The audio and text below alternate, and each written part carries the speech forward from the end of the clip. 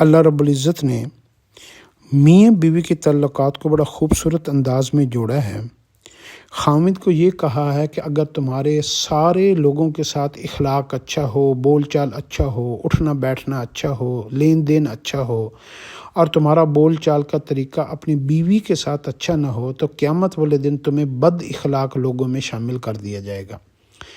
اور عورت کو یہ کہا ہے کہ اگر تمہارا جو ہے نا تم اپنے خاوند کی اتنی خدمت کرو اور تمہارے خاوند کبھی بیمار ہو جائے، پھر اس کی جسم پہ دانے نکل آئیں، ان میں پیپ پڑ جائے، پھر ان کو کپڑوں سے صاف کرتے کرتے کپڑے ختم ہو جائیں، اپنی زبان سے چاٹو، پھر بھی تم اپنی خاوند کا حق ادا نہیں کر سکتے۔ دونوں کی تربیت کی ہے، دونوں کی۔ مرد کو یہ کہا کہ تم لوگ عورتوں کے بارے میں ڈرو، کیونکہ عورت کمزور ہوتی ہے، ضعیف ہوتی ہے، اور عورت کے اندر وہ عقل کا وہ معیار بھی نہیں ہوتا۔ بے شمار دفعہ عورت جو ہے نا ایسی باتوں پہ بھی جھگڑا کر جاتی ہے کہ مرد حیران ہو جاتا ہے کہ یار یہ تو کوئی جھگڑے کی بات ہی نہیں تھی۔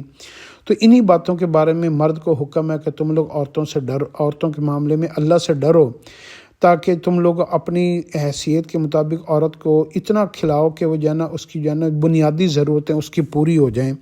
لیکن آج کل کی وہ عورتیں نہیں ہیں کہ جن کی ضرورتوں کی خواہشات کی کوئی حد ہی نہیں ہے، جن کی ہر بات جو ہے نا وہ دکھاوا، فیشن، کپڑا، جوتی، اس کے علاوہ آگے کوئی ان کی خواہشات ہی نہیں ہے۔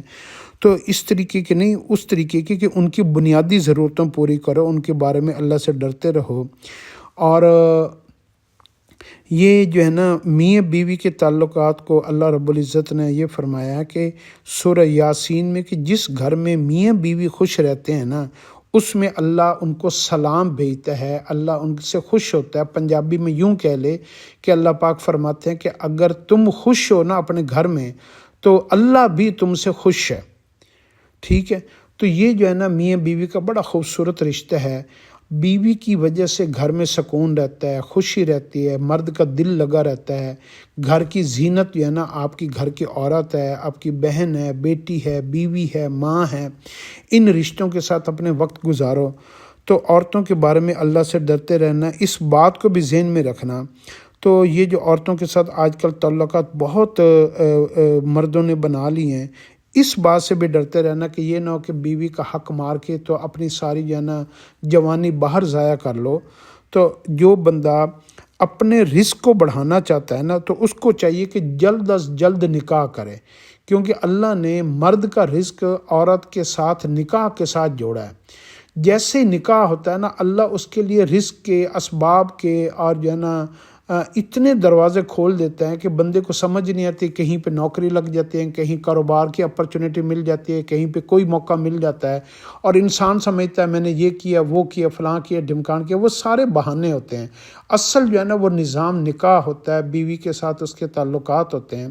اور جس گھر میں میاں بیوی میں تو تکرار ہوگی، اس گھر میں آیا ہوا رزق بھی ختم ہو جائے گا۔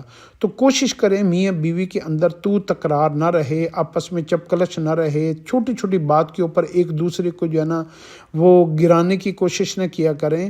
اور عورت کے ساتھ مقابلے بازی اگر مرد نے کرنی شروع کر دی نا، تو پھر اس گھر میں کبھی سکون نہیں آ سکتا۔ عورت کی کتنی غلط باتوں کو بھی برداشت کرنا پڑتا ہے، اور عورت کو چاہیے کہ وہ مرد کو جو ہے نا وہ گھریلو سکون اتنا زیادہ دے دے کہ اس کی ساری محنت، انرجی، اس کی عقل، اس کا شعور، اس کی ذہانت ساری اپنے کام، کاروبار اور نوکری اور اپنے رزق کی طرف ہو جائے، تاکہ وہ بہترین ذریعہ معاش بنا کر لے آئے۔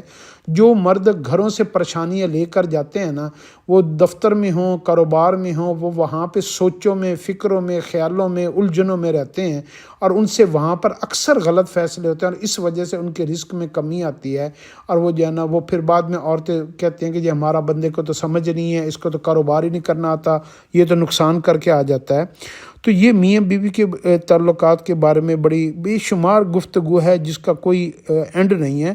تو مختصر یہ ہے کہ اگر میاں بیوی جو ہے نا وہ اپنے گھر کے اندر اپنے معاملات کو بند کمرے میں سلجھا لیں، خامد کو غصہ آئے تو بیوی چپ کر جائے، بیوی کو غصہ آئے تو خامد چپ کر جائے، تو کوشش تو یہ کریں کہ اللہ کے رضا کے لیے ایک دوسرے کو معاف کرتے رہیں۔